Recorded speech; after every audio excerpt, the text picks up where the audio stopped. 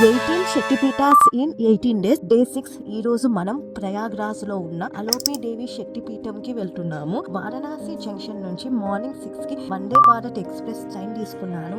1.5 hours journey తర్వాత 7:30 కి నేను ప్రయాగ్రాజ్ జంక్షన్ లో దిగాను. ఫుల్ నిద్ర వస్తుందనేసి ప్రయాగ్రాజ్ స్టేషన్ లోనే non AC retiring room 12 hours కి తీసుకున్నాను. 5:40 పడింది. ప్రయాగ్రాజ్ జంక్షన్ లో ఉన్న హెల్ప్ కౌంటర్ లో క్యాష్ పే చేస్తే రూమ్ ఇస్తారు. అడ్వాన్స్ బుకింగ్ కూడా అవసరం లేదు.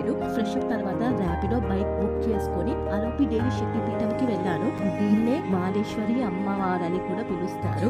ఇక్కడ అమ్మవారి చేతి వేలు పడిపోయాయి. గర్భగుడిలో అమ్మవారి విగ్రహం ఉండదు. ఒక ఊయల మాత్రమే ఉంటుంది. దాన్ని మాత్రమే పూజిస్తారు. ఇక్కడ అమ్మవారు దృశ్య రూపంలో దర్శనం ఇస్తారని నమ్మకం. అలోపి దేవి శక్తిపీఠం దర్శనం తర్వాత నెక్స్ట్ త్రివేణి ఘాట్ కి వెళ్ళిపోయాను. అది కూడా కొత్తగా కట్టిన నళిని బ్రిడ్జ్ మీదుగా. నేను ప్రయాగ్రాజ్ కి 2 times వచ్చాను. బట్ ఈ ఘాట్ ఫస్ట్ టైం చూస్తున్నా. ఫుడ్ స్టాల్స్ కూడా ఉన్నాయి. నైట్ టైం అయితే ఈ ప్లేస్ చాలా బాగుంటుంది. నెక్స్ట్ హనుమాన్ మందిర్ కి వెళ్ళాను. బట్ అన్ఫార్చునేట్లీ వర్షాల వల్ల టెంపుల్ కంప్లీట్ గా మునిగిపోయింది. మీకు గుర్తుందా, ఈ ప్లేస్ లోనే మహా కుంభమేళా జరిగింది. మీరు చూస్తున్న నది యమునా రివర్. మిడిల్ పాయింట్ లో గంగా నది, యమునా నది, ఉపలీనంగా సరస్వతి నది కలుస్తాయి.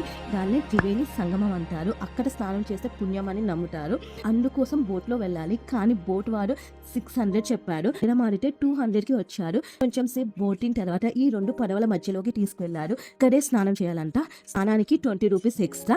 మీరు ఎన్నిసార్లు స్నానం చేశారో కమెంట్ చేయండి. రిటర్న్ ప్రయాగ్రాజ్ రైల్వే స్టేషన్ కి వచ్చేసాను. గయాకి వెళ్లే ట్రైన్ తీసుకుందామని. నెక్స్ట్ గయాలోని మంగళ గౌరి అమ్మవారి శక్తిపీఠంతో కలుస్తా. Do follow my account.